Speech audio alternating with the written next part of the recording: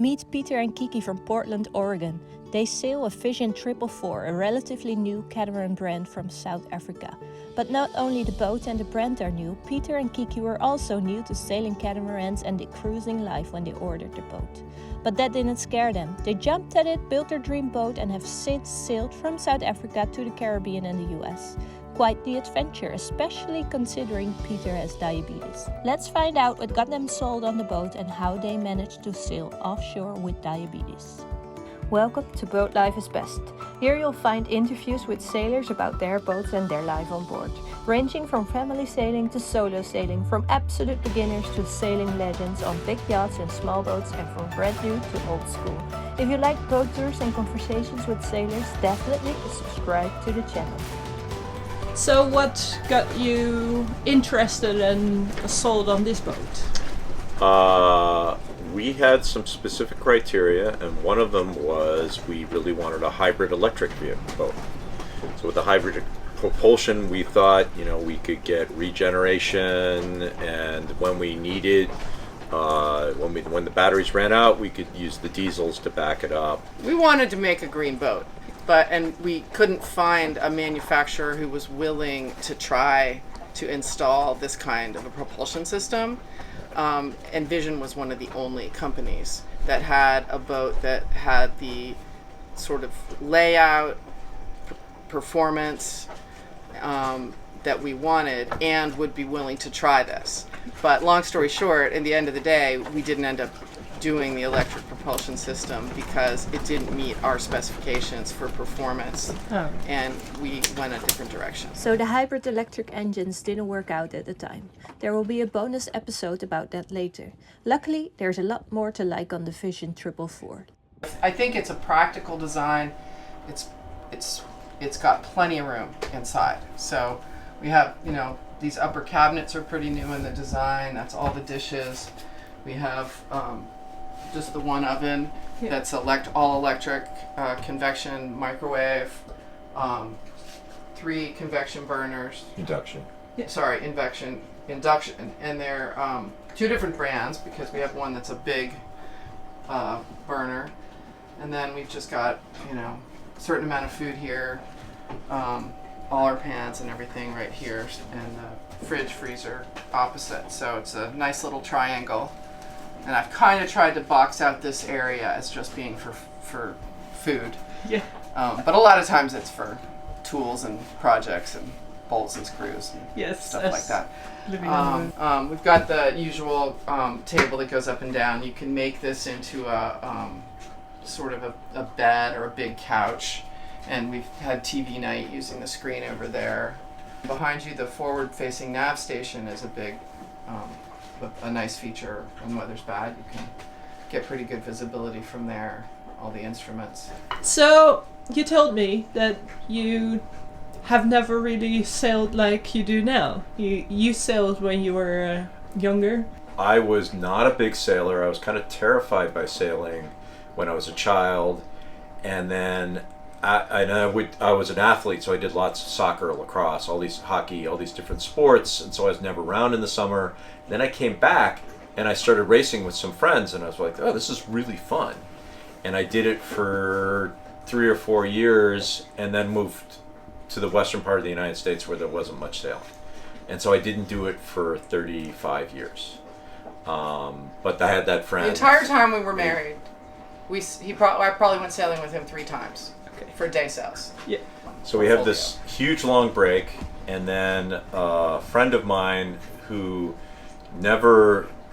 he was on the professional leisure tour his entire life. He was a photographer, a skier, a windsurfer, a kiteboarder, and he was always, every time he visited me, he was saying how you're so boring, you don't do any of the things you used to do, and you're starting to get pretty old, you've been working for the man for too long, you need to get out, why don't you sell your house, buy a boat, and I'll teach you how to sail it, and you'll have a great time. And then he died quite suddenly of a rare disease, and it was within like a week. And I didn't even get a chance to go visit him to say goodbye. And I'm like, that could happen to me. And then I started discussing it with Kiki, and I was like, let's just buy a boat. And so I said yes before he could change his mind. Then But we the- didn't make a goal. We weren't planning to sail around the world or any of that. We said absolutely not. We're going to live on the boat for 2 to 3 years. So the other thing is I'm a diabetic, so I'm insulin dependent diabetic. So there's a lot of risk to that. You know, I have episodes with my blood sugar going low and all these different things. But there's new technology that makes it a lot easier to keep my blood in the right position and keep myself from getting in trouble. What would happen with your diabetes if you would get an episode at sea? That's something else. So diabetes is a problem where your blood sugar is too high because you're not producing a hormone that controls your blood sugar. And so you're taking medicine to compensate for that. And it's quite easy to take too much medicine, which drives your blood sugar too low, and then your brain begins to shut down and bad things happen.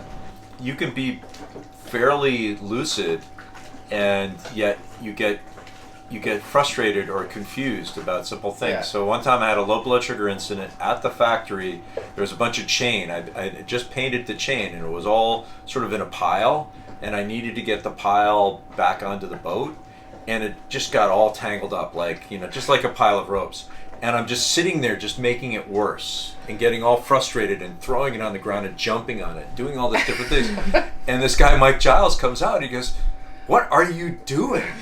And I'm just like, the chain is causing a problem here. The chain is on top of me. And he's like, "What?" You know, and I'm not making any sense at all. And that's Right. what low blood sugar can do to you. And so then he like unravels. He goes, "No, this is quite simple." And he just starts like, you know, pulling it out into a little thing. And I'm just like, it's not that simple. You can't do it like that. It's not going to work. Right. And then he gets about 2/3 of the way through, and I'm like, okay, fine. You're smarter than me. Great. Yeah, but actually his brain was shutting down. So Yeah. that's the thing is sometimes it's really hard to tell the difference between being angry about, you know, some line that's snapped or whatever, and So your brain just isn't getting the And low energy blood it sugar, needs yeah. to process things correctly. So it's like you're a computer and you're running at half the speed or something. Yeah. I don't know what the parallel would be, but so I can still make sense. I can still swear. I can still yell and stuff like that, but I can't make decisions at that point. a And lot of she times can he- recognize a lot of it. times he can't finish a sentence, so it's easy to She tell. can recognize it better than this can. It's pretty amazing. So I'll be at a cocktail party and I'll pause or I'll hesitate while I'm, you know, because I talk fast and all this business, and she'll be like, "Boop, you need some sugar," and she'll go get me some orange juice. Yeah. So all I need is sugar for the Yeah. most part. If it was a long-term problem because I hadn't been taking, because we ran out of medicine, I don't have any insulin, then I could go into a coma because my blood sugar would be too high, and it's kind of like running a motor with oil in the fuel. Right. So- all the parts clog That up would and happen. things Let's happen. say we were on if we were on one of these really long passages, like if It we would were take doing weeks. the South Pacific, right? It would take weeks. for But that if to we happen. had, like, say, a long passage, 30 days, and we found out that something happened to the refrigeration, and his insulin was not Yeah. good, then he could end up with very high blood sugar for a long period of time because we couldn't get any insulin. Well, that's not going to happen to us because you've been stockpiling it, and we're not going to let the refrigerator, you know, we're not going to let it heat We up. have 2 fridges. But that would be a bad situation where his medicine, we couldn't get any medicine, and the longest that we probably were there was some risk on the long passage that could happen, but it does take like several weeks for you to actually go into a coma from high blood sugar. Yeah. The low blood sugar is the more hazardous thing. It's because if Peter's in a new situation where he's under stress and he's not sleeping, which is exactly what happened when we were at sea, and he's in a, you know, constantly doing stuff, then he's likely to burn more of the insulin that he's taking, you know, uptake it in a different way, and if he passes out at night, that's the hard point. The hard point there is how to get him to take sugar. Yeah. So I just have to be aware before that happens. And we haven't had any really bad situations. The worst thing that happened is his sensors stopped working, which means he has to use the old-fashioned way of testing his blood. Yeah. But the other fear was kidney stones. That was the other thing we were worried about. And Yeah. so we made sure we had medication on board, painkillers, and all the stuff that you would have for that. And we have liquid glucose. So we're prepared with lots of candy. We just, as long as if I'm around, I can read the situation. That made it a little more scary though, to have to worry about that. So like, we also said we were not going to do really long passages by ourselves because I don't want to have a medical emergency and have me be, also having to sail the boat. Yeah. So that's what puts a little bit of a limitation. So we always make sure we have crew. So we'll do overnight. We'll do 30 hours. We did a 32-hour one down the East Coast, but that was pushing it. Yeah. But you did pick up the boat in South Africa and sail it here. Yeah. So we had a delivery captain. So for that, it was mandatory. We had to have a delivery captain, and we had made an arrangement with the company as part of a marketing thing that we could get delivery to. Well, they said the U.S., but it ended up being Antigua, with a captain, and that was paid for. And we got to choose the captain, and for some reason it was the same person that went on the test sail with us. Oh, cool. And we had kind of a bad episode at the test. I had a diabetic episode on the test sail that was very bad. And he still agreed to go on the trip. Self-induced, and he still agreed to go with us. So we must be semi-good people. And then or he's crazy. And he found another South African to go with us. Everything worked, and it worked very well. Yeah, so we spent 2 months together. I think the worst has not really come to pass. We've been able to handle it. And then the other issue was, can we get enough insulin? Can we get enough of the monitoring equipment? Because you have to replace them all the time. Yeah. It turns out I can get this brand here in Martinique. Yeah. It's the only place in the Caribbean. Cool. Well, actually, Guadeloupe has it too. I think it's the French Medicare. I think it's the French Medicare. We've been able to get. And in Bermuda, I stock up. I usually get about 6 months at a time. This is the stockpiling of the insulin. Wow. So how long would that? That's about 5 months worth. 5 months of insulin. So he has short term and long term, and they come in these pens now, which is really nice. It used to be in a vial, and you had to click the bubbles out, and you use a sort of a subcutaneous needle. But these are all, the vials are inside, so this is cool. But this takes a certain amount of work to have this much insulin available. So we are never worried about running out of insulin. But what we are worried about is we have to, if we defrost the fridge, we have to remember to keep it cool. Yeah.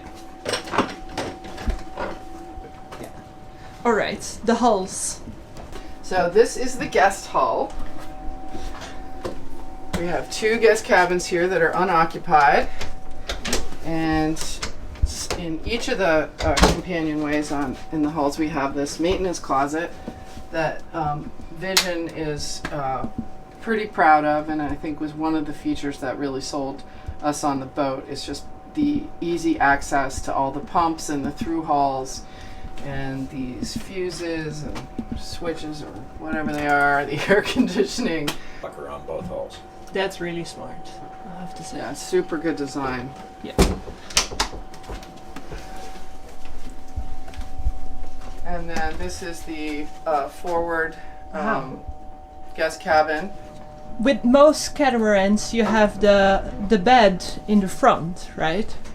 That's one of the things we liked about this layout was we did not want the master bed to be in the bow because we knew we were going to be doing ocean crossings, and that's really not the best. So, I'm going to hold this up. This is a religious argument. Some people say they don't want the engines inside the boat. But it's really nice. I mean, you can see how clean this is, how roomy. I can reach without burning myself. I can reach anywhere I need to go. Sit down, do what I want. There's tools and such here. And this is basically a nuclear reactor. This generates, this can generate 9 kilowatts of power at 48 volts. And we have 2 of them, which means that we never have them both on for longer than 45 minutes. They do get very hot, but it's really nice to have 2 huge generators hooked up to your motors. And so we basically, we have 2 generators on our boat if we need them. and we can top off our batteries at any time. But it's just really super easy. I don't have to climb out in big seas and worry about a wave coming up over the scoop, anything like that. And there's a good amount of insulation in here. You don't even hear, your body adjusts. People sleep on the running motors all the time. Yeah.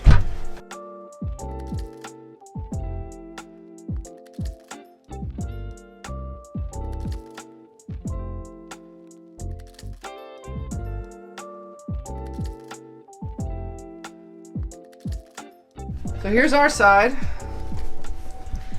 We have plenty of room. Engine's under here. This is where we plug in our e-propulsion spare battery for the dinghy. We have the ability to close this, but right now we've tied it because we were at sea, so I'm not going to untie it. But this will close and give us privacy. We have plenty of storage. More storage under here, storage up here, plenty of hatches. And I managed to put all my clothes in here. Sometimes they fall out. Just a few things in here, which was a big change. And then here's our bathroom, which has these really nice bright lights, and we have a washer dryer. Cool. And a big shower. And then one of the features you probably saw on the website, this is, I don't know, do they call it a maintenance room? I think they call it the workroom. The workroom. It's got this, vise, but it's plenty of storage for all the tools and the extra WD-40 and that extra work paper towels and everything like that.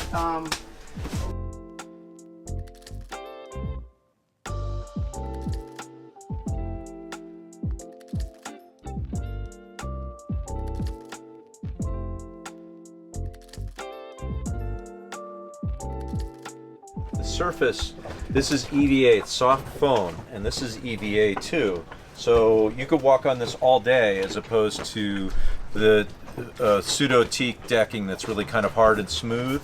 This is grippy, it's very soft. This is, I could put my knees on this all day because it's spongy soft. We have this bumper here to keep the sun from going into our bedroom. And then you can see we have a lot of solar. We have some that's in series and some that's parallel. So the idea was that Peter would make sure that we're always getting, while the sun is up, we're always getting some charge.